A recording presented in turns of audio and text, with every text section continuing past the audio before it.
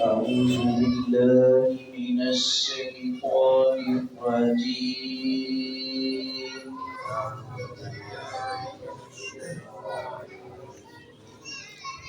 بسم الله الرحمن الرحيم.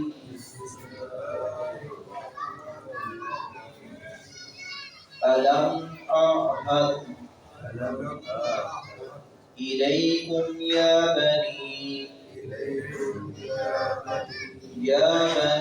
آدم ألا تعبدوا الشيطان إنه لكم عدو مبين.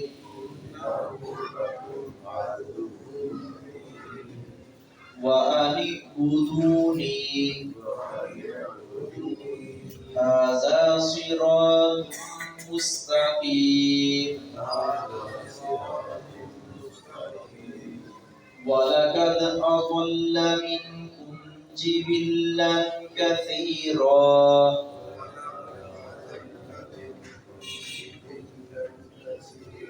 أفلم تكونوا تعقلون.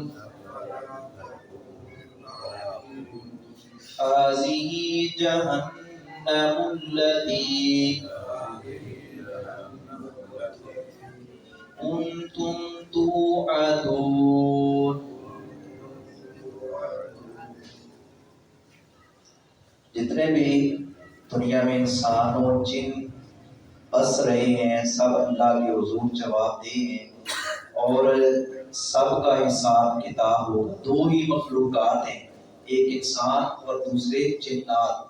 ان سے اللہ رب العزت نے حساب کتاب لینا ہے.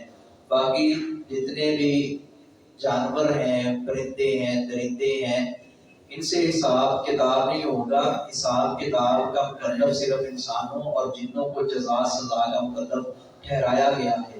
تو اللہ رب العزت نے ان آیات میں جو ہم نے جن کی تلاوت کی ہے اسی بات کا اعلان فرمایا ہے کہ جب وہ لوگ جو جہنم میں چلے جائیں گے، کافر تھے، منکر تھے یا بظاہر تو مسلمان تھے لیکن کافروں کی روش، ان کے طریقے، ان کی رسوم و رواج اور ان کے ڈگر پر چلنے والے وہ بھی انہی کے ساتھ ہوں گے.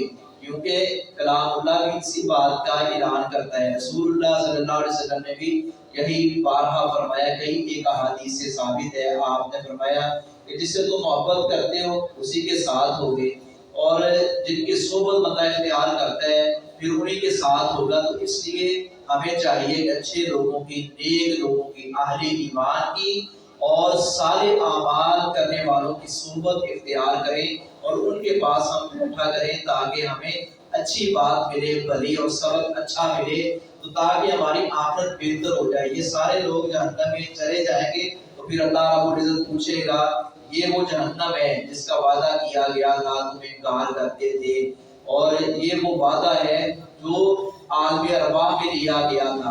اسی کا اللہ رب العزت نے ان آیات میں بھی تذکرہ کیا. علم آہد، کیا وعدہ نہیں کیا گیا تھا تم سے؟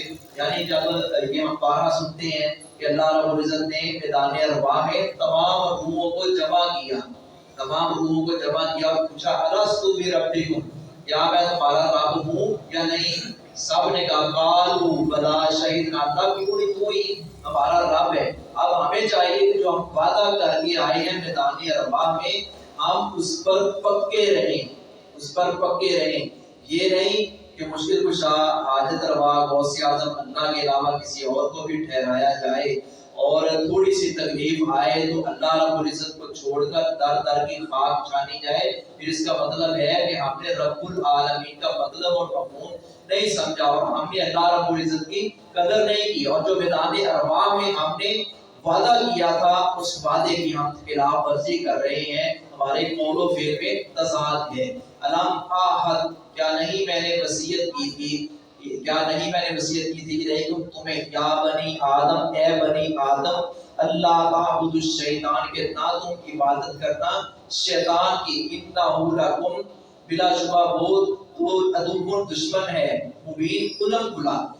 میں نے تمہیں وصیت کی تھی کہ تم اس سے بچ کر رہنا ہے، اے بنی آدم تم اس سے بچ کر رہنا۔ بنی آدم میں سارے ہی آتے ہیں، چاہے کوئی مسلمان ہے یا نہیں، ہم سارے کے سارے انسان حضرت آدم علیہ السلام کی اولاد ہیں۔ تو اللہ رب العزت نے مخاطب ہو کر تمام انسانوں سے فرمایا ہے کہ وہ لوگ یہاں جنہوں نے اللہ کے علاوہ غیروں کی عبادت کی، غیروں کی پوجا پاٹ کی، پانی بدھونی، اور یہ کہ تم میری ہی عبادت کرنا، تم سے یہ وعدہ لیا گیا تھا کہ تم میری ہی عبادت کرنا، ہذا یہی ہے صراط راستہ مستقیم سیدھا، وَلَقَدْ أَضَلَّ مِنْكُمْ جِبِلًّا كَثِيرًا، اور البتہ تحقیق، وَلَقَدْ اور البتہ تحقیق، أَضَلَّ اس نے گمراہ کر دی، مِنْكُمْ تم میں سے، جِبِلًّا مخلوق، کثیرہ بہت سی، شیطان نے تم میں سے بہت ساری مخلوقات کو، بہت سارے لوگوں کو گمراہ کر دیا۔